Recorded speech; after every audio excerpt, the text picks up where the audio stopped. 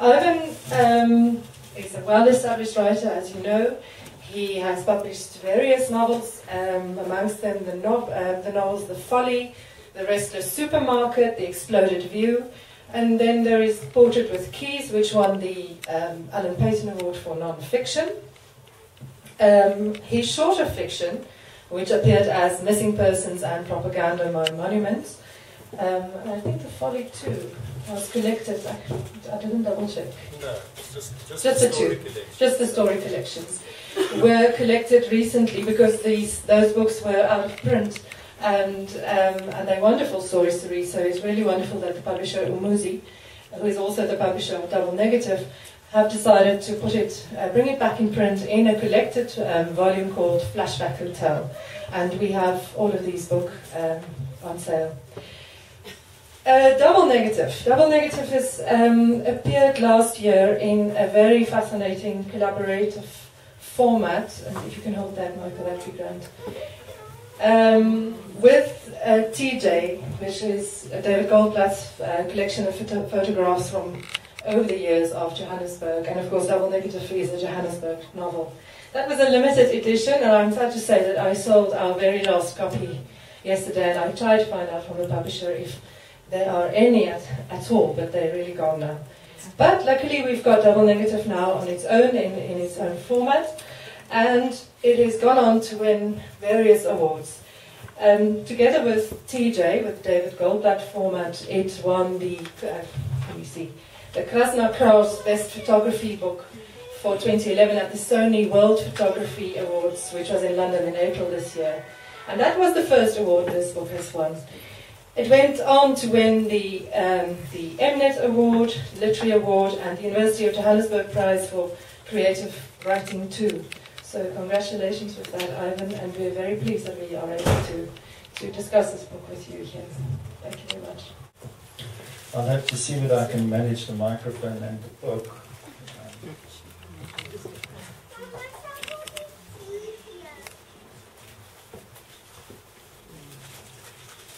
At the beginning of Double Negative, the narrator, Neville Lister, is a young man, spends a couple of days with Saul Albach, who's an older photographer, and in this going around with him in Johannesburg, Albach takes a couple of photographs.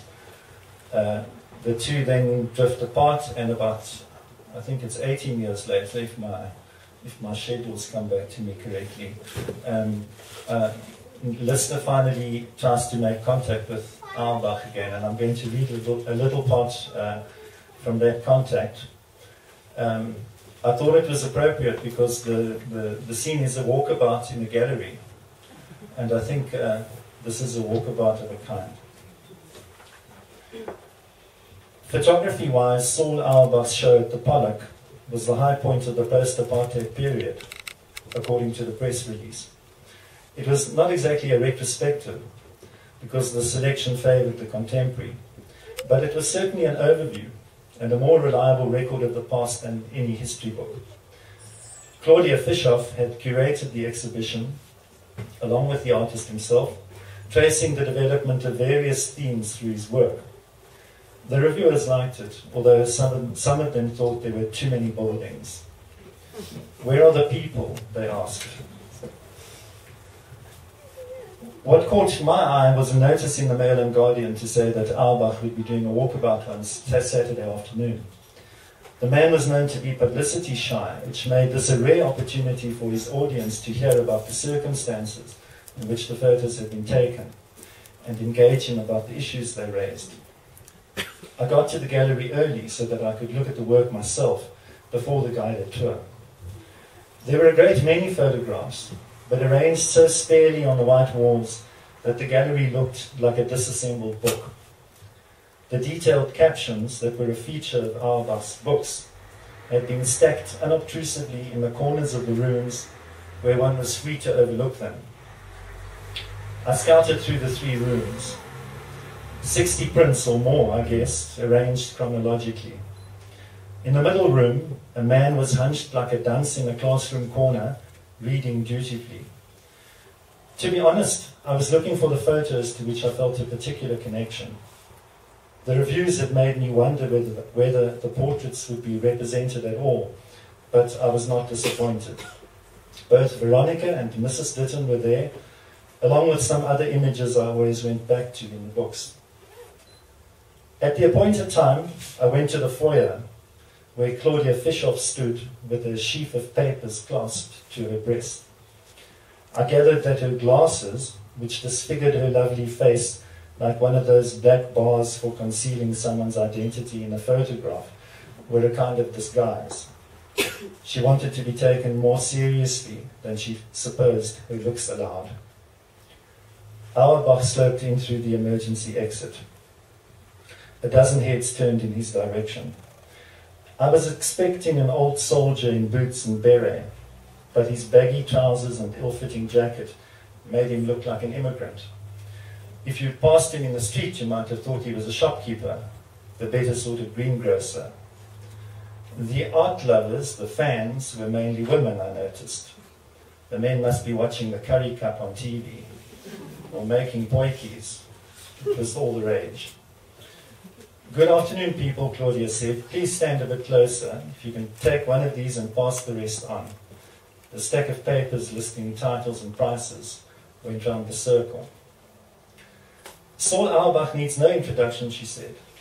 The man in question stood beside her, head down, shifting from one scuffed shoe to the other, like a schoolboy summoned before the class to recite some Tennyson. His face was flushed, and his hair, which had thinned since our last meeting, stuck out at weird angles. He looked as if he'd been playing football with the security guards in the car park a minute ago. Despite her opening line, Claudia proceeded to give an overview of Auerbach's career. While she was speaking, he fiddled with the fringes of his scarf and shrugged his arms inside the jacket and glanced up from time to see whether we were still there. Claudia said that Auerbach was a great photographer, more than a photographer, an artist, a great artist, a colossus bestriding the frontier between photography and art, which had been portrayed as hostile territories too often in the past. After the facts and figures of his life, including his captaincy of the high school cricket team, she swept through his early career from his apprenticeship as a wedding photographer to his first documentary essays, which were notable for their gritty realism, she said, before turning to the major periods represented on the current exhibition in more detail. The thread that joined all these works, disparate as they might appear, she thought, was their honesty. The hand may have trembled, but the eye had never flinched. And with that, she thanked us for coming and gave the artist the floor. Through all of this, Auerbach had been shrinking until his jacket appeared to fit him. At our applause, he suddenly started back into his ordinary size, thanked Claudia for her kind words, and declared that he was not an artist. He was barely a photographer. He was still learning the craft. One of these days, he hoped to take a really good photograph. He could feel that moment drawing closer. Then he thanked us for coming and suggested that we start where he had started, at the beginning. We trooped after him towards the 1950s. Like many reluctant public speakers, Auerbach was articulate and engaging. Although he started out mumbling into his shirt front, he grew more at ease with his audience, photo by photo, and began to address us more directly. He had much to say about his work and its meaning, recalling places and people in great detail. Some of it smacked of the stage. You could tell that he had said it before. Disarmingly, though, the photos still surprised him, and despite having lived with them for decades, he seemed to discover new aspects of them, even as he spoke. Once or twice he stood staring at an image, as if it had been made by someone else, and smuggled in without his knowledge.